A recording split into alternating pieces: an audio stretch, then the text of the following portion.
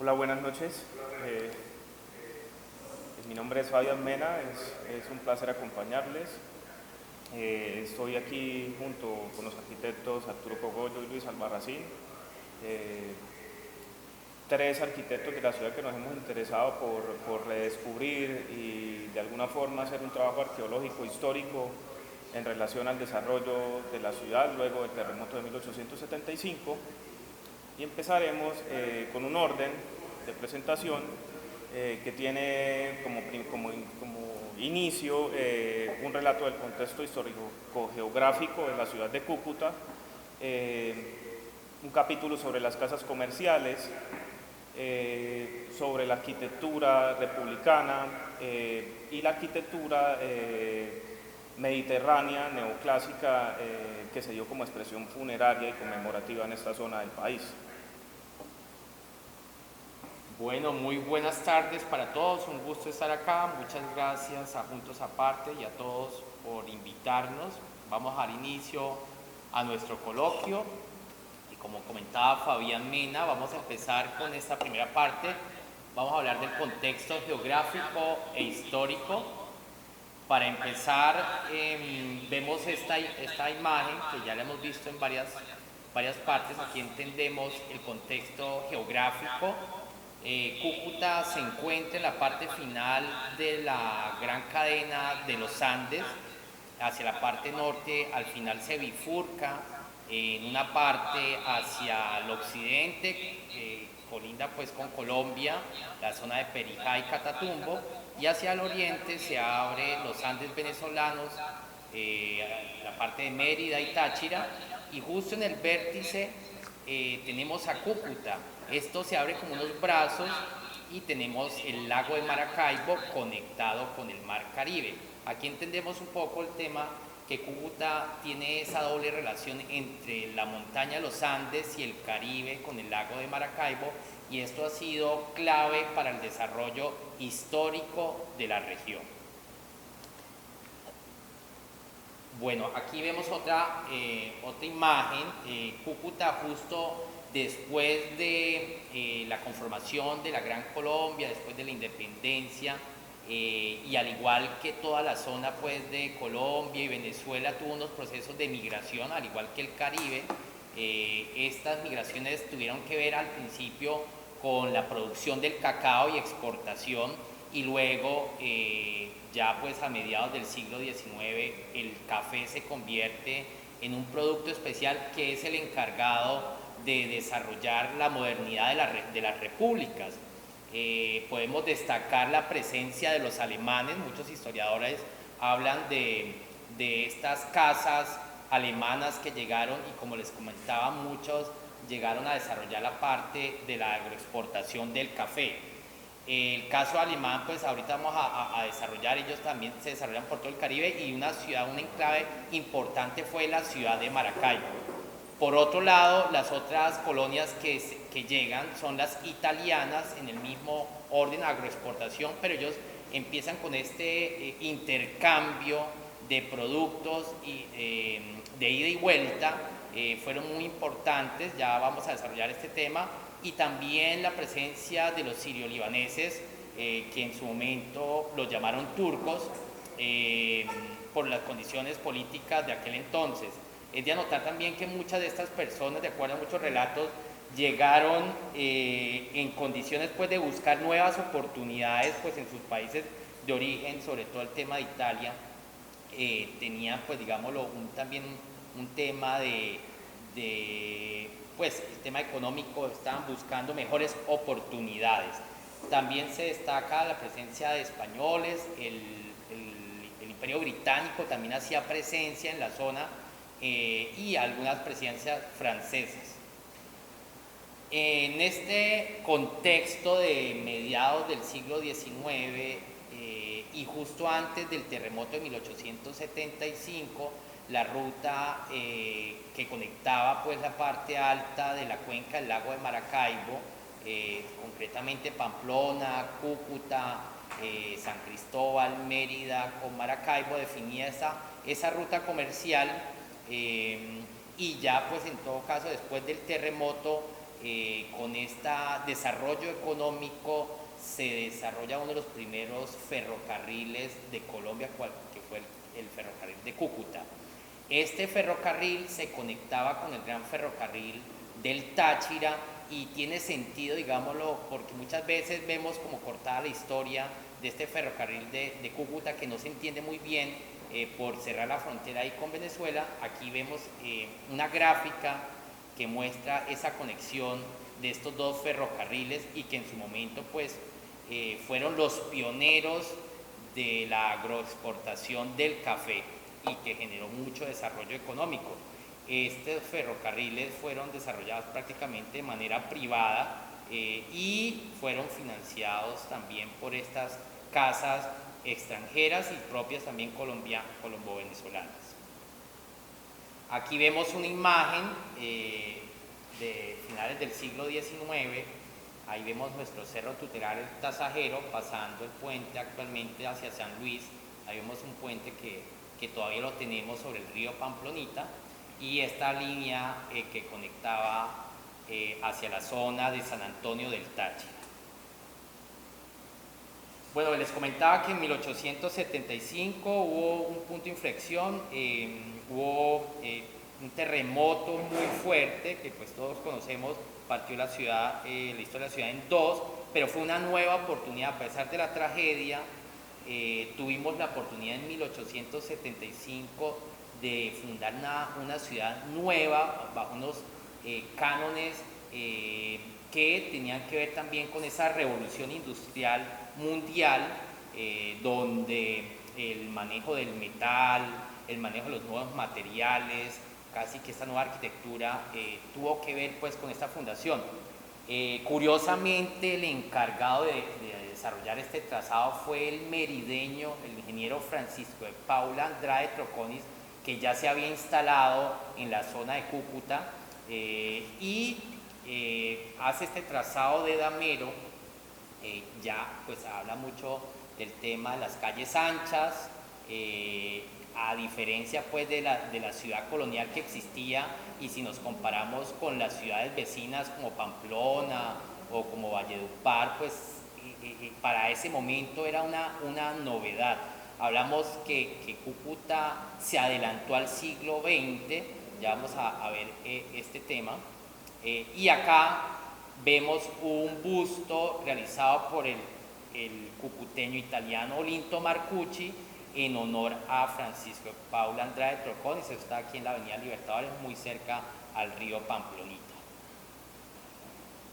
Este nuevo trazado contó también, digámoslo, fue el momento que estas casas comerciales aprovecharon para vislumbrar esa conexión con el lago Maracaibo. También hemos hablado aquí con el grupo Cúcuta, una ciudad de acopio, como les comentaba, venía esas cargas de café que bajaban concretamente de Salazar de las Palmas, que fue uno de los primeros municipios en desarrollar el café en esta zona, y por supuesto los otros municipios vecinos, Lourdes, Chinácota, Bochalema, Duraña, entre otros.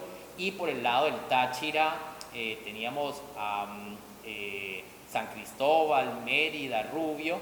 Ellos también bajaban esas cargas a Cúcuta para luego mandarlas hacia el lago de Maracaibo.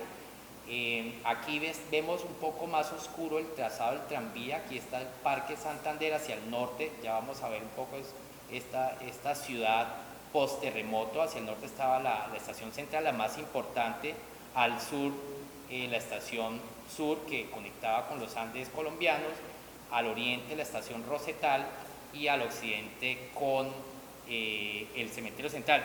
Es curioso que en ese momento ya se manejaba un transporte intermodal, porque el ferrocarril era el que conectaba con la región, mientras cuando ya entraba al casco urbano era el tranvía el que entraba a la ciudad. Y ese tranvía, ya vamos a ver un plano que estamos ahí trabajando,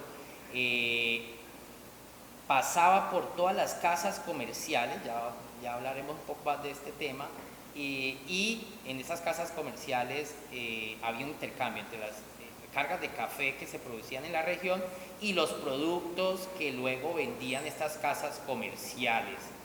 vemos el ferrocarril, el tranvía como un agente de modernidad. Bueno, empezamos a ver estas fotos, que hay un grupo cucuteño que está empezando a restaurar estas fotos y para nosotros investigadores ha sido muy valiosa. Aquí vemos la ciudad justo antes del cambio de siglo. Vemos que la Catedral de San José solo tenía en ese momento una sola torre, y vemos el Parque Santander con los rieles en las calles del tranvía, pues era algo muy moderno para la época, ¿no? Y ahí vemos las rejas del Parque Santander, que incluso por ahí tenemos algunas actualmente en la ciudad.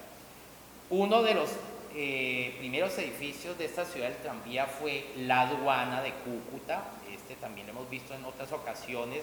Este es un ensayo que realiza un ex decano de arquitectura de la Universidad de los Andes, y pues anota aduana de Cúcuta, notas sobre el primer edificio metálico en Colombia. Por supuesto, esto llegó por el ferrocarril, lo mandaron desde Inglaterra, se ensambló acá y podemos decir casi que es como nuestra Torre Eiffel. Esto fue montado 4 años después del terremoto, 1879, y en todo caso la Torre Eiffel data de 1889, o sea, 10 años después. Este dato me gusta mucho porque ya habla de esa modernidad adelantada de San José de Cúcuta. Y bueno, aquí vemos una foto inédita, ahí también es una foto de finales del siglo XIX, ahí vemos el vagón del tranvía arrancando hacia la estación central por la avenida Séptima. Aquí vemos el bello edificio de la aduana nacional, que lastimosamente el siglo pasado, a finales de la década del 90, fue desmontado. Y esto contrastaba con esa ciudad, estas casas republicanas, que si bien había un modelo colonial, el teja de barro y algunas tipologías de patio central y zaguán, estas ya eran unas casas modernas también, modernas para finales del siglo XIX, de techos altos. Aquí en todo caso alcanzamos a ver también los postes, el tema de la electricidad y la iluminación, que fue también muy novedoso, muy adelantado para la época. Y pues en todo caso estas casas, aquí vemos el Bazar Cucuteño, esta casa que estoy señalando, esta foto la tomamos la semana pasada, esa ciudad todavía existe, y pues estamos aquí con el grupo valorando todo esto porque el patrimonio está vivo.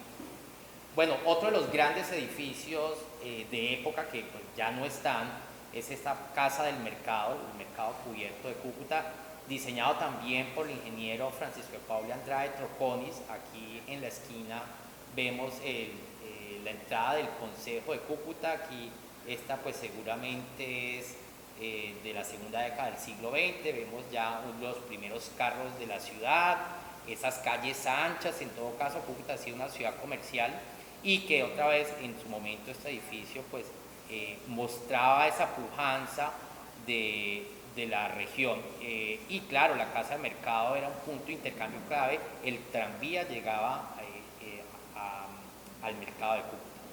Acá otro de los edificios icónicos que, bueno, este sí lo tenemos, es la Biblioteca Julio Pérez Ferrero, al lado de la Capilla del Carmen, que fue de las pocas cosas que quedaron después del terremoto. Y es particular señalar que la primera etapa del San Juan de Dios fue de un solo piso, la parte central no. Bueno, ahorita de pronto Arturo nos va a comentar más acerca de esto. Y también es de señalar que esta reconstrucción del San Juan de Dios, que ya casi tenía 100 años en el momento del terremoto, fue hecho gracias a la donación del gobierno británico, que hacía presencia y que estaba también trabajando con el cacao. Y acá también vemos otro de estos bellos edificios de esa época que ya no existen. Esta es la estación central de Cúcuta, el edificio pues más importante de este sistema, y que actualmente la terminal de transporte está ahí. El ferrocarril funcionó hasta los años 60 del siglo XX. Bueno, vamos a pasar a una segunda etapa. Las casas comerciales agroexportadoras de Cúcuta y su incidencia en la arquitectura y el arte de finales del siglo XIX y principios del siglo XX. Bueno, aquí vemos otra imagen de la estación central y vemos unos personajes muy elegantes para la época, ¿no? Con sus trajes de lino, con sus sombreros. Hemos encontrado que estas personas eran los directores de esas casas agroexportadoras. Se destaca el señor Facchini, acá, entre otros personajes de época, ¿cierto? Y seguramente estaban preparando un viaje. Por ahí también en investigación hemos encontrado que uno podía arrancar de Cúcuta para Hamburgo, para Nueva York, al igual que las cargas, ¿cierto? Una conexión directa que hoy en día pues no la tenemos. Bueno, esta otra imagen para nosotros fue una revelación. Aquí pues nos adelantamos un poquito a la época. Dice exportaciones de café por la aduana de Cúcuta. Esto es de un libro de Guillermo Solano Benítez que se llama 50 años de vida norte santanderiana y habla de las firmas comerciales, los números de bultos exportados y el precio, pero voy aquí a leer rápidamente cuáles eran esas casas que ya en 1930 varias de ellas ya llevaban casi 100 años, algunas aquí y otras que fueron llegando después del terremoto. Es el caso de la firma Breuer, Moller y sucesores, alemanes, Caputi, compañía italiana, Cogollo y compañía, Salvino también italiana, Jorge Cristo y compañía de la colonia árabe, Breuer y compañía, también alemana, Van Diesel Rode y compañía, Jorge Sayer también, Sayer, gracias, Rivoli, Yavo, italianos, Cristo Vélez, Morelli hijos, Morelli hermanos, también italianos, Luis Francisco Facchini, Basilio Quiñones, Arocha y compañía, Miguel Pacheco, J.E. Abrahim, López y Vargas y Eustacio Daza. Estuvimos haciendo un ejercicio preliminar de ubicar esas casas en esa ciudad del tranvía. Aquí tenemos el Parque Santander y alrededor del Parque Santander estaban estas firmas, como les comentaban, pues eran agroexportadores, pero muchos de ellos traían esos productos importados desde Europa y Estados Unidos. Uno de los más importantes o de los primeros estaba Van Diesel, que estaba antes del terremoto, la botica alemana que hoy en día existe. Tenemos aquí el mercado que habíamos visto, está la firma Rivoli, que luego pues se une con Avo, ¿cierto? Aquí donde está el actual éxito, la quinta con 12, Breuer Moller en la 11 con quinta, luego llega el señor Copelo y adquiere esa parte, Failache también, ahorita vamos a ver un poco de estos edificios, Steinborg, y también ubicamos no solo las casas comerciales, sino algunas casas familiares, como es la casa aquí del señor Copelo y la familia Facchini, que ya vamos a ver, los Cristo Vélez, Morelli, Arocha, Cogollo, Abrahim, Moller, entre otros, ¿cierto? Y todos dan sobre la ruta del tranvía, como les comentaba, pues era una posición estratégica de carga y descarga y conexión con la región y con el lago de Maracay. Está en italiano los textos, es un libro muy interesante que también encontramos el año pasado, Eduardo Rivoli, y destacan la presencia del señor Tito Avo, pero aquí podemos destacar también al señor Facchini, Rodolfo Facchini, todos ellos fundadores de la Cámara de Comercio, el señor Hatterman, el señor Cogollo, ahorita pues Arturo nos comentará un poco más sobre todas estas grandes personas que pues como comentaba eran agroexportadores, pero también fueron benefactores de la ciudad. Vemos aquí un detalle de un día, una celebración, aquí pues la colonia italiana muy orgullosas con sus trajes típicos, y vemos al señor Hatterman, es una fiesta, pues seguramente una fiesta juliana de las de Cúcuta, de principio del siglo. Y acá vemos en la calle, esa foto es en la calle 10 con avenida Sexta, aquí vemos el almacén Van Diesel, luego fue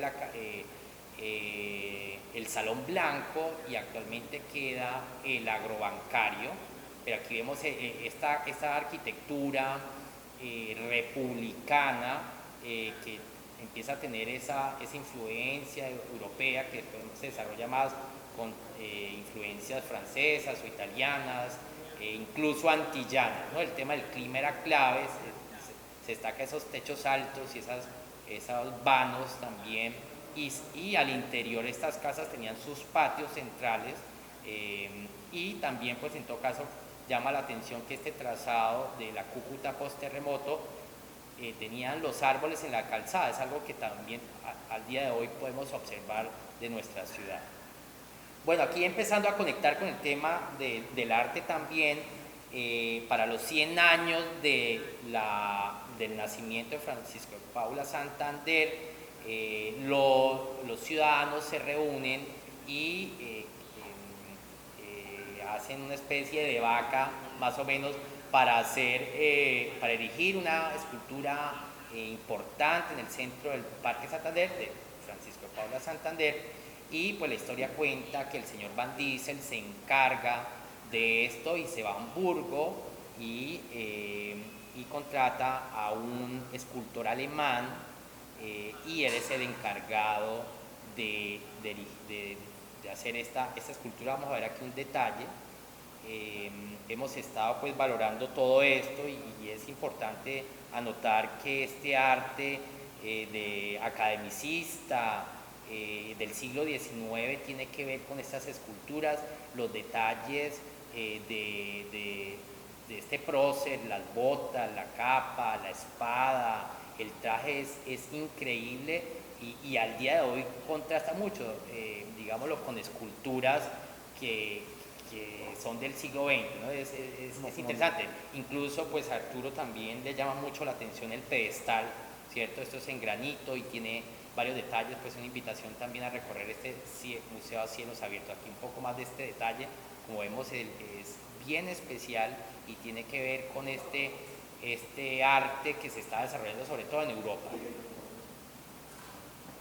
Bueno, aquí otro detalle de esa misma esquina, que luego pues también fue la novedad, ¿cierto? Mucha gente de la antigua Cúcuta recordaba estas grandes casas comerciales, y ahí vemos el tranvía, esta es la calle 10 al fondo, allá va hacia la estación Rosetta. Bueno, otra de las firmas importantes y que bueno, que también la tenemos muy bien restaurada es la Quinta Teresa. Teresa pues por la señora de la casa, que era la cucuteña Teresa Briceño, y su esposo, el señor Cristian Andresen Moller, de Breuer y Moller, ¿cierto? Esto, como veíamos en el plano, esto ya es barrio La Playa, hacia el centro estaban todas estas casas comerciales y hacia el barrio La Playa se desarrollaron unas quintas, que si vemos aquí, esta tiene la fecha, es de 1893, y otra vez se nos adelanta la arquitectura, ¿cierto? Estas casaquintas después son comunes en ciudades como Barranquilla, en Cartagena, concretamente el barrio Prado, barrio Manga, pero llama la atención que esto es casi 20 años antes, y la mezcla de esos estilos que pues ya podemos llamar republicanos, pero es una mezcla de temas europeos con temas antillanos, y el tema en todo caso el clima es importante, ¿cierto? Los techos altos, y pues el tema también para lluvias, y pues hoy en día está restaurada con premios y podemos gozar de esta arquitectura. Aquí pues una foto actual de este centro cultural, y que hace honor pues a todas estas casas comerciales, ¿cierto? Que muchas cayeron, y no solo por deterioro, sino que ya en la segunda etapa del siglo XX se erigieron unos edificios sobre estas casas, ya vamos a ver. Acá un detalle también de una foto antigua, aquí vemos al señor Moller y pues parte de su familia aquí en el patio central, ¿cierto? Vemos pues esos detalles, incluso también pues llama la atención esos frescos en las paredes, que era pues tradicional de este tipo de casas. Aquí vemos también la fuente. Bueno, otra de estas casas es la casa Steinborg, que tuvo pues varios sitios, pero esta es la que hoy en día está erigida. Ya vamos a ver una imagen y pues aquí se destaca los alemanes, seguramente pues con gente cucuteña, ¿cierto? Eh, y actualmente tenemos ahí la Quinta Steinborg, esto es calle 11 con segunda, y estamos también ahí pendientes de declararla patrimonio, que tiene que ver con toda esta historia. Llama la atención también otra vez la forma de la casa, que recuerda un poco el tema de esa arquitectura antillana, ¿no? Los detalles, incluso no solo la Quinta Steinborg, sino las casas que están al lado, donde está el famoso almacén El Circo. Y acá vemos la Quinta Steinborg, pero de San Cristóbal, y aquí vemos la Quinta Steinborg, pero en Costa Rica. Entonces ahí habla un poco de esa conexión. Vamos a ver rápidamente, que creo que esta es muy emocionante, pero se extiende no mucho. Esto es parte del libro Azul de Colombia de la segunda década del siglo XX.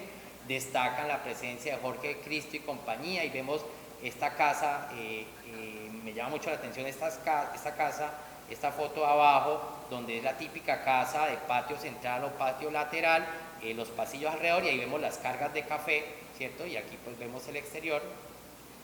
También de anotar que este templete que está en el Parque Colón, las crónicas nos hablan que fue donada pues por la colonia árabe en Cúcuta de principios del siglo para conmemorar los 100 años de la independencia y de la batalla de Boyacá. Aquí vemos otra parte del libro azul, el capítulo del Cogollo y compañía.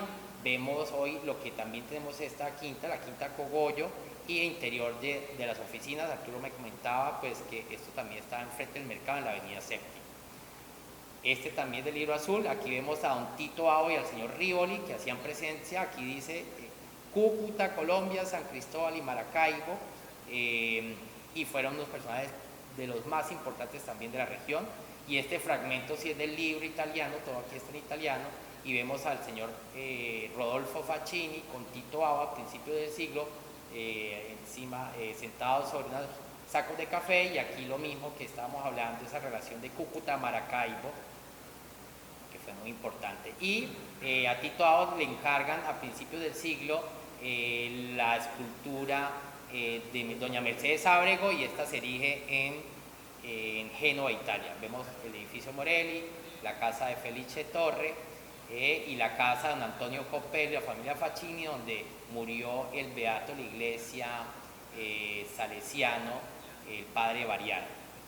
Y aquí vemos la torre del reloj, vemos ese reloj que es muy interesante, también lo trajeron de Italia, y vemos la estación sur con su relación con el río Pamplonita y la zona de la cuenca alta al fondo del lago de Maracaibo. Bueno, aquí damos espacio para seguir con la Casa de Todos, Cementerio Central, Museo a Cielos Abiertos.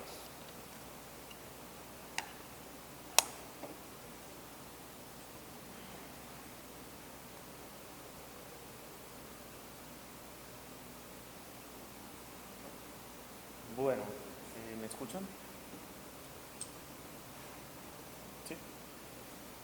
Bueno, para continuar con la exposición del arquitecto Lucho, es importante de mencionar, aquí hay una presentación que ha sido un trabajo en colaboración con la Universidad de Pamplona y su grupo de investigación Métodos, dirigida también por el arquitecto Arturo Cogollo, que nos acompaña, pues con el interés de desenterrar el patrimonio oculto existente en la ciudad de Cúcuta y darlo a conocer. Tiene todo que ver con lo que se estaba explicando sobre la economía, inclusive sobre las familias, que algunas de ellas tienen sus panteones allí, como por ejemplo la familia Pacheco, la familia Cogollo o la familia Cristo. Y lo que se observa es un mosaico de un primer trabajo de campo de registro y de valoración que se realizó en el año 2016 al Cementerio Central de Cúcuta, Casa de Todos, que nació con esa idea. Es un espacio de la ciudad y para la ciudad, y data de 1890. ¿Se cayó?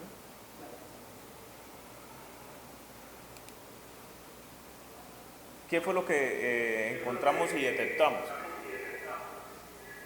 hay una cantidad de bienes muebles que son en su mayoría estatuas talladas en mármol de Carrara, unas elaboradas en Italia, otras elaboradas en Caracas por talleres de italianos, que manejan una dialéctica, ¿cierto? Es decir, tienen unas significaciones cada una con el tipo de figuración, como lo pueden ver allí. Hay 3 tipos de ángeles, 2, como pueden ver, tienen la mano en la cara, otro tiene como una posición de meditación.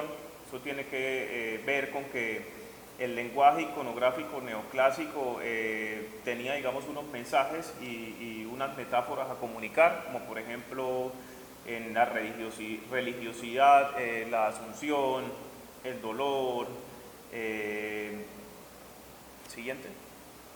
Lo que estamos viendo aquí son los ángeles funerarios y los tipos de ángeles funerarios que existen hoy día en el cementerio central, y lo llamamos patrimonio oculto precisamente porque pues, es un cementerio que no, con la aparición de los jardines cementerio, de alguna forma se descuidó en su gestión, y aparecieron una cantidad de bóvedas y tumbas que lo que hacen es tapar todo el patrimonio funerario de bienes muebles.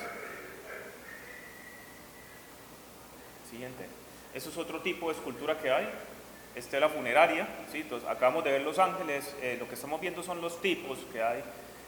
Aquí lo que podemos observar es una estela funeraria con un doliente a mano izquierda, una planidera que llaman, que son como lo que llamamos aquí popularmente las lloronas, y está, digamos, haciendo una oración en un templo, sobre un árbol de la vida. La piedra que vemos al lado es una talla de un artista italiano muy destacado que se radica en Venezuela, en el barrio Las Mercedes, instala su taller, y esta es una talla hecha para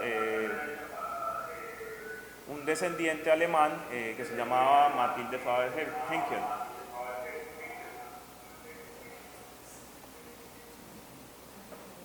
Cabe destacar que en este cementerio hay 2 retratos.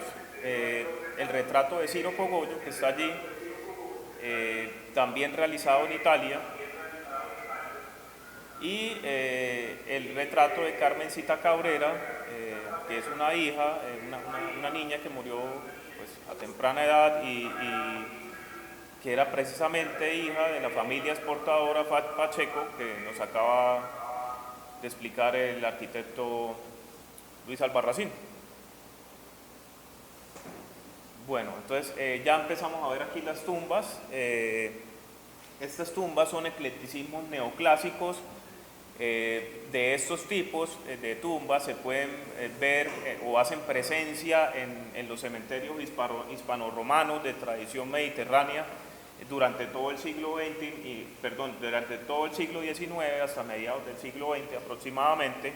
Esta es la tumba de Virgilio Barco, abuelo del expresidente de Colombia, Virgilio Barco, un industrial importante a nivel nacional, digamos de la primera firma de explotación de petróleo, de las primeras en Colombia. Eso es un trabajo realizado por los estudiantes y con la dirección del arquitecto Cogollo y con mi participación desde el grupo de investigación. Y lo que podemos destacar aquí también es que para la época, el estilismo y el refinamiento de la placa, se puede observar la firma del difunto, que para ese tiempo, digamos, era un código importante a destacar, y se puede observar, digamos, que hay una influencia también con respecto a esa limpieza y esa austeridad en el diseño como se venía dando en algunos movimientos en Europa. Siguiente. Este es el panteón de las familias Fernández. Como pueden ver, también tiene una base en forma de túmulo, coronada por uno de los ángeles que vimos hace un rato, que es de tipo de ascensión, y este en particular tiene unas rejas que son importadas de Estados Unidos, ingresan también por el ferrocarril de Cúcuta, provenientes de Cincinnati, de la fábrica internacional de las más grandes del mundo, Steel Iron Works, que también fueron proveedores de bancas y rejas del Central Park de Nueva York y de la producción de tanques de guerra de la Primera y la Segunda Guerra Mundial. Entonces, me parece importante destacar porque precisamente el coloquio se denomina un enclave tropical abierto al mundo, y esta es una de las maneras de visualizar las redes que habían entre Cúcuta, Maracaibo y Europa y Estados Unidos. Entonces, cabe recalcar que hay, digamos, bienes muebles y accesorios que son provenientes de esos lugares del mundo.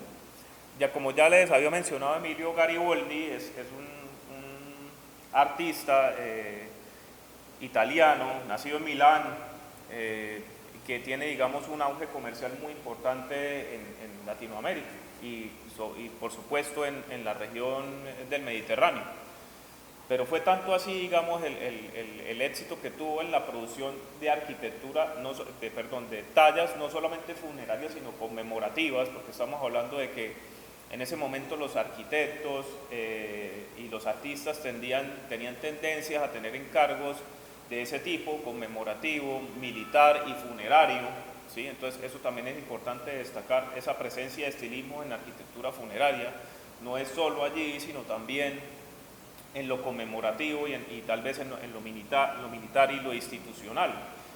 Aquí vemos, por ejemplo, ese autor que tenemos en el cementerio central fue la persona encargada por Juan Vicente Gómez para realizar las tallas de los monumentos conmemorativos del centenario de la independencia de Venezuela. Y pues eso evidencia pues claramente la conexión que teníamos con Venezuela y con Caracas. En este caso, ahí lo que podemos ver es el arco de las federaciones. Es un arco conmemorativo tal cual como el arco del triunfo de París, tiene el mismo sentido, pero lógicamente pues con el patriotismo venezolano, y lo que vemos son unas esculturas realizadas en bronce por Emilio Gariboldi. Ahí tenemos el arco a mano izquierda y los detalles a mano derecha. Siguiente. Entonces cabe destacar también que no era solamente el trabajo de la talla del mármol de Carrara, sino también técnicas como fundir bronce y pedestales en concreto que también se realizaban ya en ese tiempo. Aquí vemos el monumento al 19 de abril también en la plaza 19 de abril de Caracas, a mano izquierda, también realizado por Emilio Gariboldi con tres técnicas constructivas: concreto, metal y talla de mármol de Carrara. A mano derecha vemos el monumento conmemorativo de la placa que talla Gariboldi para la Catedral Principal de Caracas, también está allí en la actualidad, se conserva, y es, digamos, la obra de arte, ¿cómo decirlo? Es una obra de arte que relaciona de alguna forma lo religioso, digamos, la celebración de la victoria, y lo que ilustra precisamente es el momento en que se da la dependencia, y lo que podemos ver es una talla con una filigrana, que es el detalle de la talla, de un nivel de desarrollo bastante alto. Es otro autor importante que está en el cementerio central. Hemos conseguido 4 o 5, pero estamos destacando las obras de estos dos el día de hoy. Es Achille Canessa, es un escultor de Génova, Italia, con mucha presencia también de su trabajo en el Mediterráneo y en Estados Unidos. En Estados Unidos le encargan el monumento a Colón. Tiene, digamos, una cantidad de diseños iconográficos también que son de su autoría, y en un momento lo vamos a ver. Y aquí tenemos una pieza de él en el cementerio central de Cúcuta, en donde podemos ver que es el coronamiento de la familia Durán, donde están los restos del general Justo Leonidas Durán, un general importante en la guerra de los 1000 días, durante el tiempo de la guerra de los 1000 días. Siguiente. Entonces aquí vemos una iconografía muy importante de Canessa en el mundo, que es el Ángel de Monteverde. Ahí están las secuencias de algunos de ellos, que son, digamos, unas réplicas o unas derivaciones del original, que se vuelve, digamos, muy reiterativo en el Mediterráneo y en algunas zonas de Sudamérica. La segunda imagen, o en el centro, vemos la versión de Emilio Gariboldi, que está en el cementerio central de Cúcuta.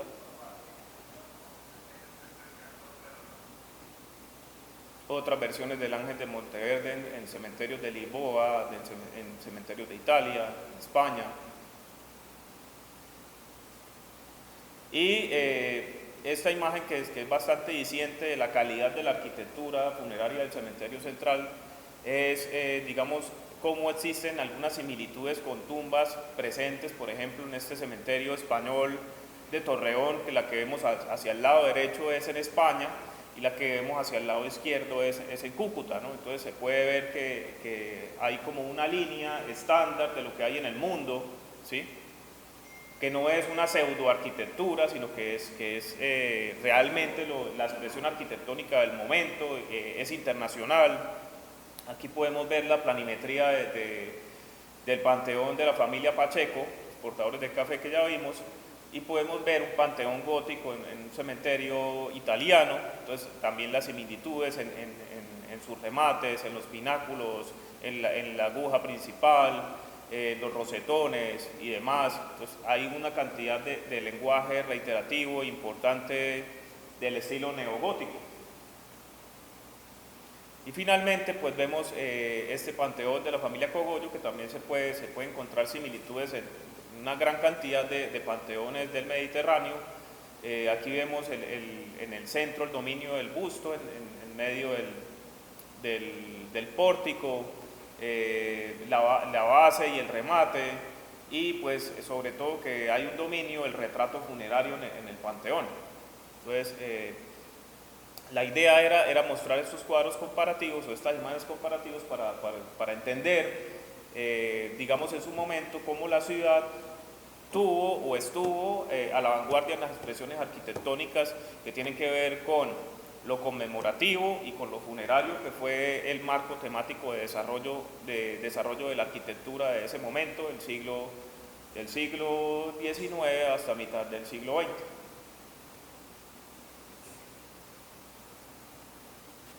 Este edificio es un edificio neoclásico muy importante en Roma, es el altar de los héroes, en homenaje a Víctor Manuel II, que fue digamos el rey que unificó a Italia. Hay algunas esculturas que están en el edificio de un autor, ¿cómo es el nombre? Canónica, perdón, me había escapado de la mente, de Canónica, que tiene 3 de sus esculturas precisamente aquí en Cúcuta, y que hacen parte de esa expresión de la arquitectura conmemorativa de la que ya habíamos hablado. Esta es doña Juana Rangel de Cuellar. La imagen que estamos viendo es de doña Juana Rangel de Cuellar. Esta es una imagen de Simón Bolívar, también de Canónica. De Monfrini. Ah, perdón, de Monfrini. En la alcaldía. Que se encuentra en la alcaldía de Cúcuta. Bueno, vamos llegando aquí a esta última parte. Sé que nos hemos extendido un poco, esta parte también es extensa, voy a hacerla muy rápido, la verdad, para entrar al tema del conversatorio. Esta es arquitectura y arte moderno en Cúcuta del siglo XX. Bueno, ya pasado la mitad del siglo, esto empieza casi que en los años 30. Esto, pues, en todo caso hemos tenido varias investigaciones. Esta exposición hace 5 años, hablando de esa arquitectura moderna de Cúcuta entre los años 30 y 70, y pues en todo caso los grupos de investigación han seguido, ¿cierto? Y este Palacio Nacional de Cúcuta fue casi pues que pionero de la arquitectura moderna en el país. Este diseño lo hace el arquitecto Alberto Wilferro, la construcción la hace la firma de Ignacio Martínez Cárdenas. En todo caso aquí también participó el ingeniero Emilio Gaitán Martín, que vivía al lado, el padre de Jorge Gaitán Durán, y el parque es diseño de la Sociedad de Mejoras Públicas y fue a cargo del ingeniero José Facchini Andrade, que por cierto era nieto del que diseñó Cúcuta, Francisco Pablo Andrade Troconis, y sus socios Víctor Pérez Peñaranda y el alemán Herbert Ruppert Jung. La escultura, ya vamos a ver un detalle, que es la Fuente de los Navegantes, homenaje a la colonia italiana, la hace el arquitecto Vicente Nasi. Esto es un referente de una exposición que se hizo en Bogotá hace un poco más de 5 o 6 años y habla de esa presencia inmigrante entre los años 30 y 70, que ese es otro capítulo, porque vemos que los inmigrantes de Cúcuta llegaron pues después de la independencia, alrededor de la década del 40 del siglo XIX, y estos de cierta forma son los que llegan 100 años casi después con el tema de las guerras mundiales, y fueron pues pioneros del arte en Colombia, de la arquitectura, y pues hay un capítulo en Cúcuta. Aquí vemos un boceto de Herbert Roppert Young para el parque, la Plazuela Libertador o Parque Nacional, o como lo conocen coloquialmente como el Parque La Ola, y cómo contrasta pues con las montañas de Cúcuta y esas casas republicanas que veíamos una foto, ¿cierto? Este edificio para época data el diseño de 1936 y se inauguró en 1940 conmemorando los 100 años de la muerte de Francisco de Paula Santander.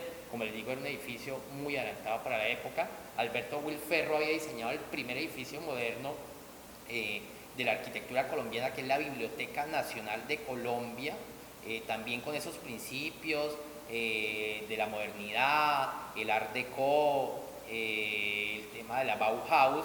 Él refleja esto, él trabajaba para el Ministerio de Obras Públicas, y él también, esa misma firma del gobierno nacional, estaba diseñando la Universidad Nacional de Colombia, liderada por el alemán Leopoldo Rotter, que por cierto el primer trabajo de Leopoldo Rotter en Colombia es en Pamplona, una historia muy interesante. Y aquí vemos pues el campus con forma de búho, y vemos un edificio de Alberto Wilferro, que fue de los primeros, que fue la Facultad de Derecho, y vemos también en el centro la escultura del fundador de la universidad, que es Francisco de Paula Santander, y curiosamente ahí en ese mismo tiempo estaban diseñando el Palacio Nacional de Cúcuta o Edificio Santander. Esto todo entraba en las conmemoraciones de los 100 años de la muerte de Francisco de Paula Santander, y pues tuvo su capítulo en Cúcuta. No solo hicieron este edificio, hicieron otras obras conmemorativas, y no solo en Cúcuta, sino en otras ciudades como Pamplona y Durán. Aquí vemos un detalle de esta fuente, Los Descubridores, homenaje a la colonia italiana, realizada por el arquitecto Vicente Nasi, uno de los padres de la arquitectura moderna en Colombia y en Venezuela. Aquí vemos un detalle, esto pues es un homenaje pues a estos descubridores que son Colón, Américo Vespucci, Caboto y Verraziano, ¿cierto? Y esto fue donado pues por la colonia italiana. Hay unas fotos donde sale Tito Avo. Esto aquí vino el presidente de ese entonces, el señor Santos, y pues vinieron a la inauguración. Vicente Nasi venía también de diseñar los primeros edificios modernos en Bogotá y en Caracas. Este es el Hotel Continental, muy importante, La Jiménez, y se lo hizo a la familia Salvino. La familia Salvino hacía presencia también aquí en Cúcuta y en Maracaibo. Otros edificios también pioneros de la modernidad, que tiene que ver también con el Art Deco, es el Palacio Municipal o Alcaldía, que hoy en día lo tenemos. También es de la firma del señor José Facchini Andrade, Víctor Pérez Peñaranda y Roppert Young en asocio. Aquí vemos un detalle, y aquí invitaron a un artista importantísimo de los años 40 en Colombia, que era Santiago Martínez Delgado, que venía de formarse con el arquitecto norteamericano Frank Lloyd Wright, y que tiene que ver con este tema del muralismo y los nacionalismos en esa época. Aquí vemos un detalle de esa firma, eso está ahí, se puede observar en una de las placas de piedra, y ahí dice Rafael Jaramillo, que era uno de los socios, era el socio del señor Emilio Gaitán Martín, y José Facchini, como les comentaba, ellos eran los ingenieros constructores. Otro de los edificios de esta firma, de los más emocionantes, era el antiguo Tito Avo Jr., que fue así. Realmente en esa época lo conocían como el Rivoli, porque el Rivoli hacía presencia desde el siglo XIX acá, y la gente lo llamaba Rivoli, el señor Rivoli. Hay un libro que cuenta esa historia. Él se va para Italia y le deja a su socio Los Avo, y ellos se encargan de hacer este edificio y contratan otra vez a Facchini Andrade, a Víctor Pérez Peñaranda y al señor Roppert Young, y vemos esa influencia de la arquitectura alemana. Pues claro, era un arquitecto alemán que venía de estudiar y estar seguramente con Erich Mendelsohn, uno de los héroes de la arquitectura expresionista y precursores de la modernidad, y pues lastimosamente este edificio ya no lo tenemos. Pero estas fotos son inéditas aquí en Colombia, aparecen en ese libro de Rivoli, y vemos ese interior interesantísimo. Esto era una especie de Sears adelantado, era un almacén por departamentos, y vemos este espacio central, esas columnatas que recuerdan incluso arquitectura de Frank Lloyd Wright, y otros detalles. Yo alcancé a conocer este edificio cuando era ley, antes de que fuera el éxito, y pues lastimosamente perdimos esta pieza valiosa no solo de Cúcuta sino de Colombia. Y aquí vemos otro detalle ya más adelantado, ya cuando era el ley, muchos lo conocimos como el ley, y esto tiene que ver que estas casas, antes la casa Rivoli, que era una casa republicana, erigían estos edificios modernos, estos mismos agroexportadores. Entonces, de nuevo, esa conexión de estas casas con la modernidad en el mundo.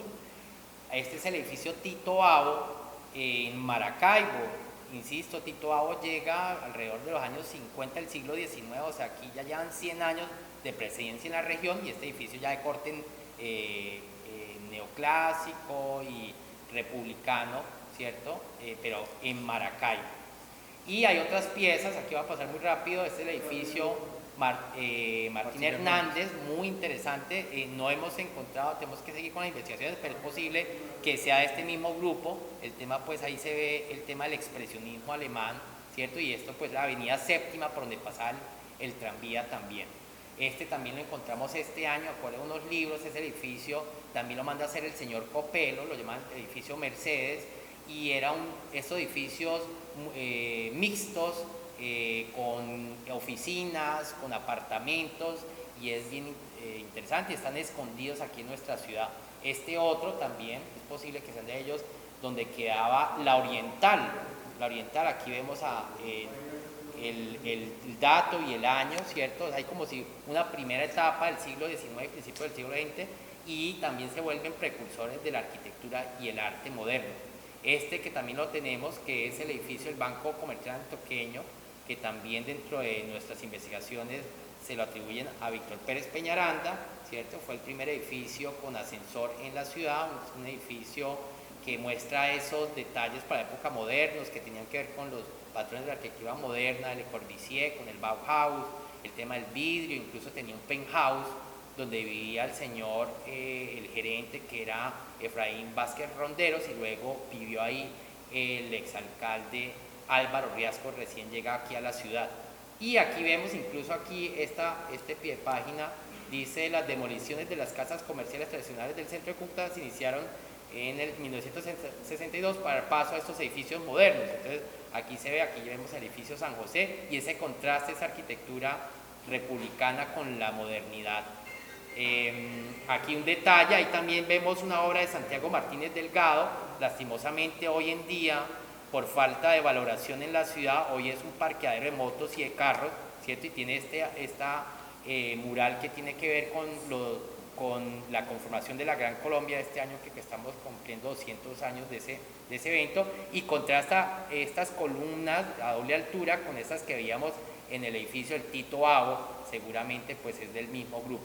E incluso casas sueltas por ahí en los barrios latinos, en la playa, que también sorprenden por la modernidad, muy adelantadas. Esta famosa casa Cañizares, que es una pieza increíble que, como les digo, nos llama mucho la atención a los investigadores, pero que tiene que ver con todo esto que estamos hablando, esa modernidad.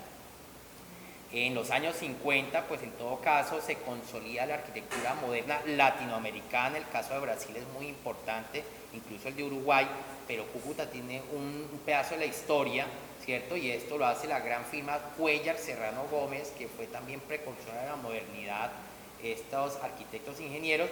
Y también cuenta la historia que el señor Gabriel Serrano viaja a Brasil para ver todo este desarrollo de Niemeyer, de todos estos arquitectos brasileros, y viene y le toca 2 edificios justo después de su llegada. Uno, el Hotel Tonchalá, y este Hotel Tonchalá, mucha gente que no es de Bogotá y que es investigadora o arquitecta tiene muy presente este edificio. Creo hoy en día pues está alterado, pero sé que los valores ahí están y lo podemos recuperar en algún momento. Aquí una foto de Cuéllar Serrano Gómez, una firma muy prestigiosa, que hicieron parte del Centro Internacional de Bogotá, y hay otra vez esas relaciones con la capital ¿cierto? Fabián notaba las relaciones con Caracas, aquí está esa dualidad entre Bogotá y Caracas y esa influencia, y aquí vemos el otro edificio que es contemporáneo, el Hotel Tonchalá, que hace Cuéllar Serrano, que hoy en día es la alcaldía de Barranquilla, en el Paseo Bolívar, y vemos ese collage de elementos que están, digámoslo, ayudando al tema climático, bioclimático, ¿cierto? Esas persianas horizontales, hay otras verticales, es bien interesante este edificio. Otro de los edificios claves que hace Cuéllar Serrano Gómez en Cúcuta es el Teatro Zulima, ¿cierto? Que fue restaurado y reciclado aquí por el maestro Arturo Cogollo, y que también nos trae, que son piezas pues que en todo caso son pioneras en la recuperación de la ciudad, pero tenemos una ciudad por reciclar, por restaurar, para recuperar todo esto, y que hace parte pues de esos valores simbólicos e históricos de la región. Otro personaje, ya hablando de temas de gente que vivió acá, es este señor, el arquitecto Juvenal Moya, que era oriundo de La Bateca, y que uno dice, bueno, ¿cómo así un pueblo de estos? Claro, son pueblos cafeteros que están conectados con el mundo, que generan este tipo de personajes, que incluso Le Corbusier, cuando vino a Colombia, conoció la obra de Juvenal Moya y le llamó mucho la atención. Aquí vemos parte del interior, ¿cierto? Este Cristo también es bien interesante, los vitrales, y un ingeniero también que vivió en estas zonas, que su abuelo había diseñado el ferrocarril de Cúcuta, el señor, el ingeniero Guillermo González Zuleta. Él vivió acá y era muy amigo de Barco, y estuvo unos años en la Quinta Teresa, y de nuevo pues aquí ya finalizando estos personajes, Juan Carvajal habla de que estos son personajes hijos de la agroexportación del café, ¿cierto? Conectados con el mundo, y vemos esa similitud con el tema de los barranquilleros, que pues es muy conocido todo el tema de Obregón y García Márquez. Aquí tuvimos nuestro combo también. Aquí vemos una obra de Juvenal Moya en Bogotá, en el Gimnasio Moderno. Él hizo varias de estas obras en los años 50, muy adelantadas para la época. También en los años 50 se hace el Club Tenis, ya personajes regionales como Luis Raúl Rodríguez Lamus, Juan José Yáñez, el señor Cuadros, que se forman en la Nacional y llegan casi pues que son de las primeras promociones de arquitectura de Colombia, porque es de anotar que la primera carrera de arquitectura es de los años 40 en la Nacional en Bogotá, y esta gente estudia en eso y llega aquí a Cúcuta a traernos estos nuevos cánones arquitectónicos. Otro proyecto aquí interesantísimo de la ciudad es el Barrio Blanco, diseñado por el gran maestro Germán Samper, y por cierto él estuvo con Le Corbusier, él lo acompañó Rogelio Salmona y otro arquitecto colombiano, y también hay otro personaje que estoy aquí en Cúcuta, ya vamos a ver una foto, que fue Augusto Tobito. Germán Samper llega acá a Colombia, se pone pues al servicio de varias instituciones, y el BCH, Banco Central Hipotecario, le encarga estas casas en Cúcuta, ¿cierto? Aquí vemos unos bocetos, y bueno, aquí pasando a la década del 60 vemos el edificio Failache, bien pues eran agroexportadores, y este edificio la verdad es muy particular, es un edificio mixto con oficinas dúplex, con 2 pisos más de oficinas, luego hay unos apartamentos dúplex y una terraza que fue restaurante. La verdad se acerca mucho a esos patrones utilizados por Le Corbusier. Otros personajes clave fue el exalcalde Álvaro Riascos, con Julio Moré, con este bello edificio, el Club Comercio, que es referente también nacional, y el Teatro Rosetal, que también de la firma de Cuéllar Serrano Gómez, que también se adelantó a la época. Eso tiene que ver pues con estos edificios mixtos, con locales comerciales, con cine, con oficinas, y con unos apartamentos que más parecen unas casas, que están en el piso 3 y en el piso 4. Y aquí también finalizando vemos también conocido artista colombiano Eduardo Ramírez Villamizar, oriundo de Pamplona, pero se hace aquí en Cúcuta, y vuelvo, insisto, esos personajes vivieron esta Cúcuta cosmopolita, y no por nada es uno de los escultores pioneros del arte moderno en Colombia y en Sudamérica.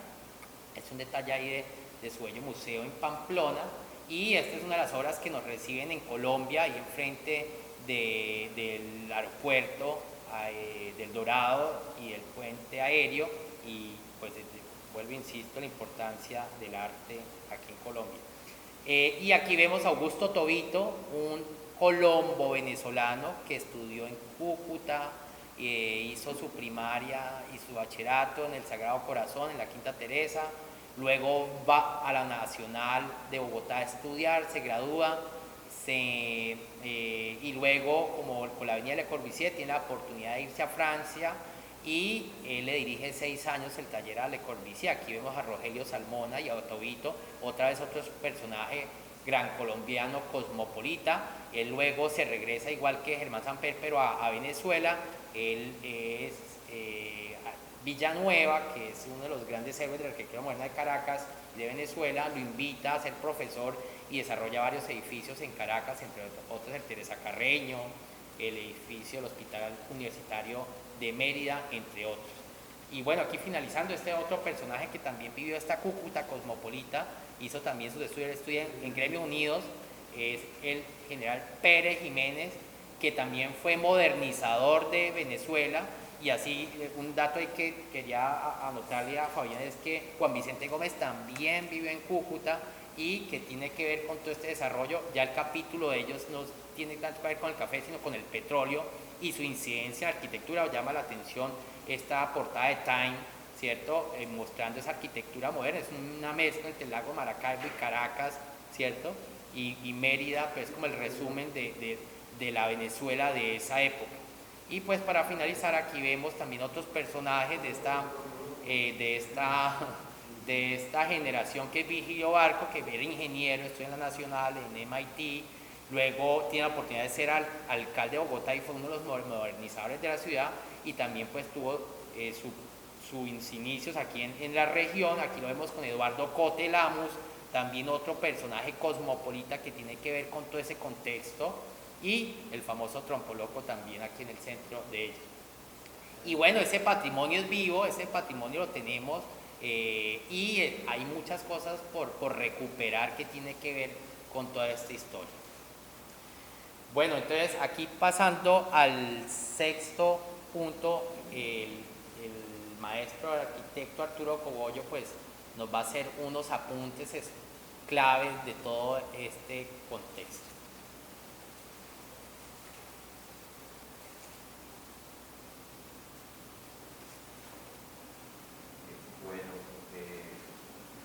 Gracias. Creo que después de esta extraordinaria recopilación de aspectos importantes de lo que se llamó los valles de Cúcuta y Cúcuta, porque hay que aclarar que hoy por la organización administrativa de la que Cúcuta se refiere exclusivamente casi que al casco urbano, pero realmente Cúcuta era pues la ciudad de Cúcuta más Villa del Rosario, más el Zulia, todo eso realmente se llamaba Cúcuta. Por eso es que a Francisco de Paula Santander en Bogotá le decían no el rosariense, sino el cucuteño.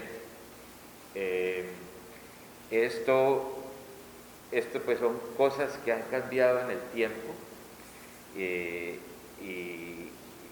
son muy interesantes. Bueno, yo, como decía, no es mucho lo que hay que agregar, tal vez algunos aspectos, pero quiero ante todo agradecer este espacio, esta invitación de la Fundación El Pilar, en cabeza de Alex Brahim y su equipo, su magnífico equipo, que se han convertido en uno de los grandes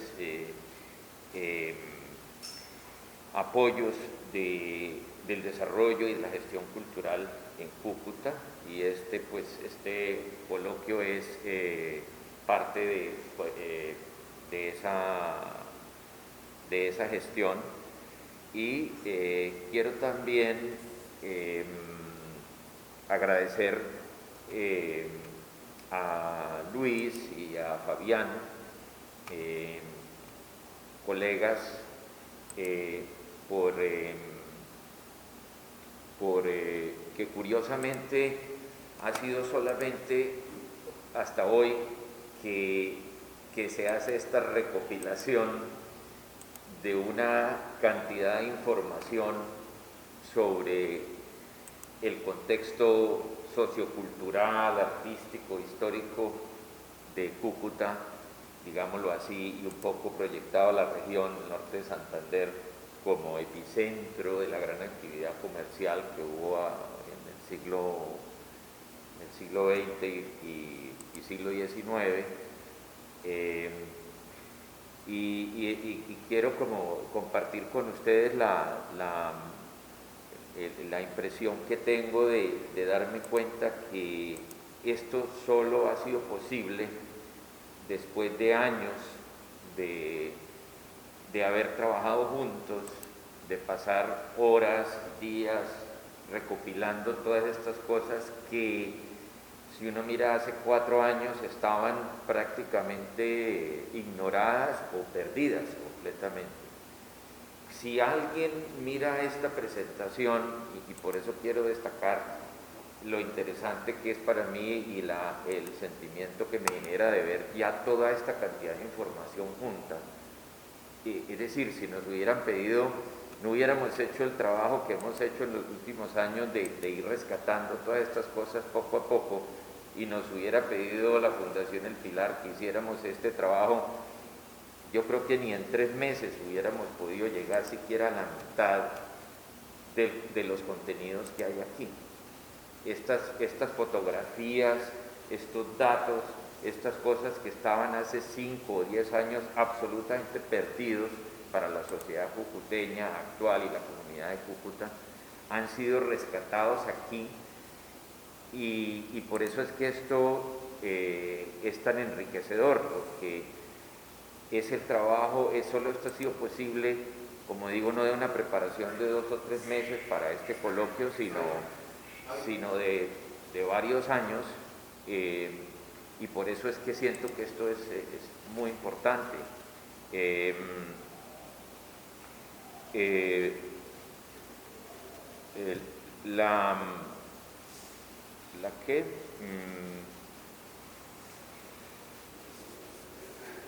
Me distraje y se me fue un poco el hilo, disculpen.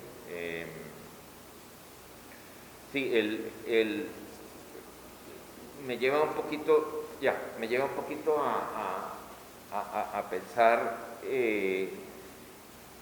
en algo que no había pensado, sino hasta estar aquí como uno más de ustedes del auditorio y los que están escuchándonos a través de Facebook Live, y probablemente y ojalá esto se pueda trascender a que sea un contenido que pueda accederse en línea posteriormente, para que muchas personas, los que no pudieron ver esto hoy, lo puedan ver.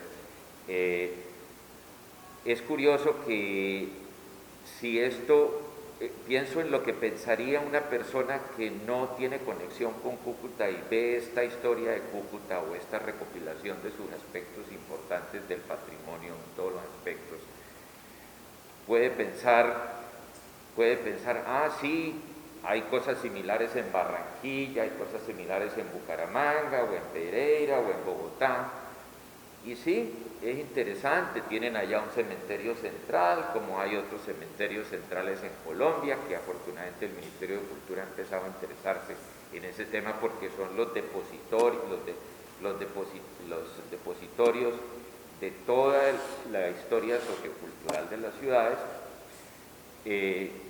Nosotros aquí en Cúcuta hemos con el apoyo de la Universidad de Pamplona, el interés, el arquitecto Fabián, docente de la Universidad de Pamplona en el momento, estas investigaciones sobre el cementerio se iniciaron hace 4 años en la universidad como tema académico, y anteriormente, durante décadas, nadie tenía el más mínimo interés en ese bien de interés cultural. Ahora, afortunadamente, el área metropolitana, la alcaldía, los gremios se han interesado y ha sido extraordinario ver cómo la gente cuando empieza a saber lo que nadie les había contado, el valor que eso tiene, cómo esto ha tenido una repercusión muy importante, que no hubiera podido ser posible si no se hubiera hecho este trabajo casi arqueológico de unas joyas que estaban absolutamente enterradas, como podía estar las pirámides de Egipto si no le hubieran quitado la arena que tenían encima. Y esa quitada de esa arena es lo que el arquitecto Fabián y el arquitecto Luis y nosotros y otros amigos, con la ayuda de los estudiantes y de muchas personas, y ahora el apoyo, por ejemplo, y de los gestores culturales, etcétera, como la Fundación El Pilar, pues se puede apreciar. Entonces a lo que digo es, si lo ve una persona que no es de Cúcuta, dirá, bueno, sí, están contando cómo es Cúcuta, y sí, se parece mucho a las ciudades, pero lo interesante es que para nosotros, para los cucuteños, esto tiene una percepción completamente distinta. ¿Por qué?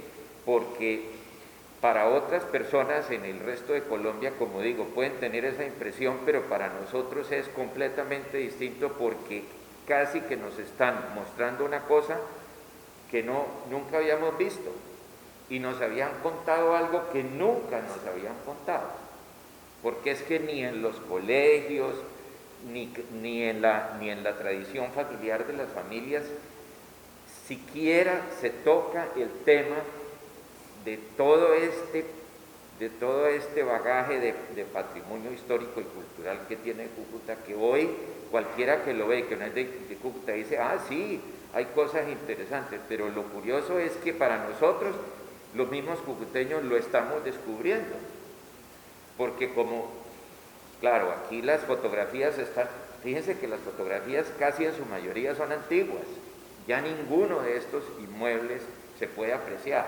porque están detrás de una cantidad de intervenciones de los últimos años, y hay muchísimos de estos inmuebles que están, y por eso creo que esto es muy importante, este espacio y esta oportunidad de generar estos contenidos, es precisamente para que no siga pasando lo que ha venido pasando, que los cucuteños somos y hemos sido absolutamente indiferentes y hemos ignorado por décadas todo esto. Esto quedó en los últimos 70 años hacia acá, quedó sepultado, y es la historia perdida de Cúcuta. Y eso no lo sabe la gente de afuera que ve esto, piensan que no, que aquí sí tenemos todo eso muy claro, ¿no? Para nosotros esto todo es un descubrimiento. Yo creo que nadie sabe, cuando pasa por la avenida Quinta enfrente de lo que es hoy el Éxito, no tiene ni idea que eso fue la casa Rivoli, nunca he oído ni siquiera ese nombre, Rivoli, ni Avo, ni nada de eso. Todo eso está absolutamente perdido, si no es por estas fotos que rescató la familia de Luis en Italia, la familia que está en Italia, donde sí están estas fotos publicadas, y las traemos aquí. Nos ha tocado traducir del italiano, porque la historia de Cúcuta nos ha tocado ir a buscarla en San Cristóbal, capital del estado Táchira, en Caracas, hasta en Estados Unidos, en Génova, en Milán, porque esos europeos se llevaron todas esas fotografías e hicieron documentos allá, y nosotros eso lo teníamos absolutamente desconocido, y lo hemos encontrado gracias al internet y a las comunicaciones de hoy. Hemos podido llegar hasta donde hemos podido llegar, porque todo esto no ha sido una investigación sino de nosotros como amigos, que hemos hecho aquí prácticamente, y que hoy afortunadamente las instituciones empiezan a interesarse, y eso ha sido para nosotros supremamente motivador. A nosotros nos contaba, como por ir cerrando un poco el tema, yo oía cuando era un poco más cuando era adolescente, o casi que estaba uno en el colegio, podía uno decir que oía una que otra vez, no, es que Cúcuta era extraordinario, la industria del café en Colombia no surgió en el eje cafetero como todos podemos pensar, sino surgió aquí en Salazar de las Palmas y en los valles de Cúcuta, Después de la importancia que tuvo el cacao, vino el café, y los primeros productores de café a nivel nacional fue aquí. Prácticamente fue gracias a las conexiones de los extranjeros que se podía comercializar muy fácil ese café en Nueva York, en Hamburgo, en París. De hecho, muchos de esos comerciantes viajaban, iban y venían constantemente a Europa, tenían mucha más conexión con esos mercados que con el resto de Colombia, y eso nos lo contaban yo me acuerdo que me decían, no, es que la primera fábrica de textiles no fue Coltejer, fue aquí en Cúcuta, y después aquí en Cúcuta don Pedro Felipe Lara le vendió las máquinas a Coltejer, y yo decía, no, yo esos cuentos yo no los creo, eso es puro regionalismo y no más. Pues resulta que sí era cierto. Las cifras del café que mostró, pero es que es increíble, en 60 años se le olvidó a todo el mundo, eso se perdió. No sabemos si fue porque el hecho de que los grandes comerciantes extranjeros que movían gran parte del aparato económico de la ciudad, nadie se pregunta por qué ya no están aquí, por qué no tienen descendientes. Pues porque básicamente decisiones del Estado colombiano relacionadas con climas políticos de la Primera y Segunda Guerra Mundial hicieron que ya hacia el 30 y hacia acá, desde 1915, ya se estaba incomodando a los comerciantes extranjeros después de que habían construido el ferrocarril sin apoyo del gobierno nacional, únicamente con la capacidad de financiación privada. Toda esa economía dinámica que había aquí de exportaciones, después de que en esa época, inclusive ese dato de 1930 al cual se refiere Luis, que la producción de sacos de café exportada desde Cúcuta era al año de 2.600.000, casi 700.000 sacos de café de 60 kilos, para ser específico. Luis, voy a complementar lo que dijo Luis. ¿Cuál era la producción de Colombia en ese momento? Resulta que Colombia ese año, en 1930, estaba produciendo solo 3 millones. O sea, el 84%, 86% aproximadamente salía de Cúcuta. Y el negocio del café de 1930 ya tenía años, o sea, ya tenía décadas de estarse perfeccionando, y es curioso que uno de los grandes exportadores es la firma de Breuer y Moller, que era todavía, después de 30 años que ya había muerto en Europa don Christian Andresen Moller, muy conocido por todos aquí, muy queridos por todos, porque fue la familia que nos construyó la Quinta Teresa, que es hoy prácticamente el ícono más importante relacionado con la historia y el pasado, ese pasado dorado de la ciudad de Cúcuta. Pues cuando uno mira todo eso y se da cuenta, dice uno, bueno, ¿a qué horas eso se vino? Eso desapareció, y después resulta que lo único que uno sabe es que el café de Colombia sale del eje cafetero y punto. O sea, esas son cosas realmente, por eso yo veo que esto es tan